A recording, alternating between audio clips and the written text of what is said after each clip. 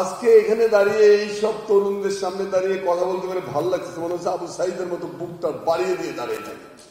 কারণ ঝলমল করতেছে এক একটা, যার মুখের দিকে তাকাই সে ভাষা বলতে যে ফুলের বনে যার কাছে যাই তারই লাগে ভালো। তো তোমাদের যার দিকে তাকাচ্ছি তাকে আমার ভালো লাগতেছে, বলছে এটা আমার আত্মা, আমার সন্তান। আর শিক্ষক, আমাদের শিক্ষক মন্ডলীর অনেকে এখানে আছেন মঞ্চে এবং সামনে দেখতে পাচ্ছি ম্যাডামরা আছেন, তাদের প্রতি সবসময় অশেষ শ্রদ্ধা।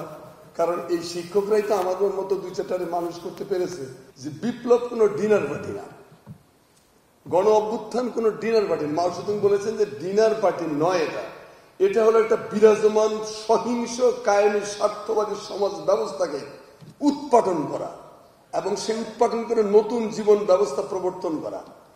এই কাজটা মোটেই ভদ্রলোকের ডায়লগ দিয়ে যায়। রবীন্দ্রনাথের গান গিয়ে বলেন যে হে সর্প তুমি কিন্তু আমাকে দংশন করিও না, কারণ ইহা সাংবিধানিক পরিপন্থী।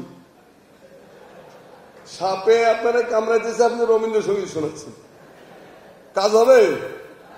কুকুর আপনাকে কামড়াচ্ছে, আপনি বলেন যে কুকুর আমাদের সংবিধানের ৩৭০ ধারা মোতাবেক কামড়ানো কিন্তু অত্যন্ত গুরুতর অপরাধ, ফৌজদারি অপরাধ। কুকুরের জন্য দরকার কি?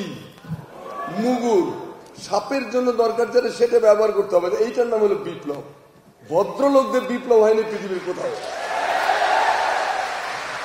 ভদ্রলোকেরা উচ্চ মাচায়, বাঁশের মাচায় উঠে ওখান থেকে জ্ঞান দেয় জাতিরে। আরে তোমার জ্ঞান দিয়ে আমি কি করবো? আমার জান বাঁচে না।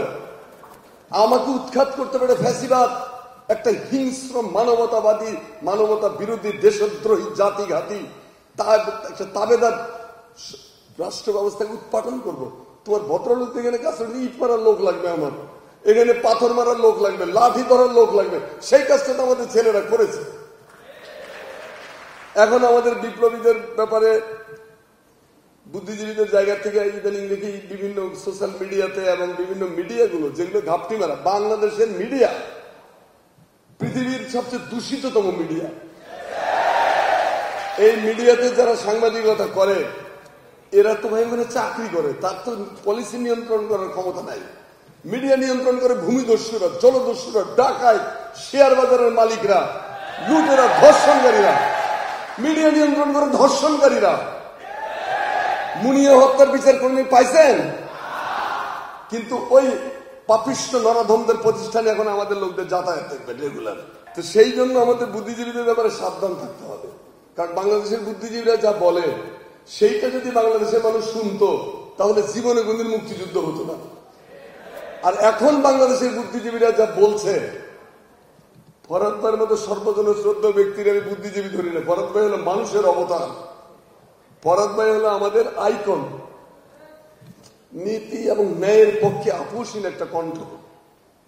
তো ফরহাদ ভাইয়ের কথা ধরবেন না। আবার আমি বলতেছি এই সমস্ত লেসপেন্সার, দালাল, পিনাকি ভট্টাচার্যের ভাষায় লেসপেন্সার, দালাল। তো এরা কারা? এদের কথা যদি এখন শোনেন বাংলাদেশের স্বাধীনতা থাকবে না। অতএব প্রত্যেক বাড়িতে বাড়িতে গেটে গেটে লাগাই রাখবেন।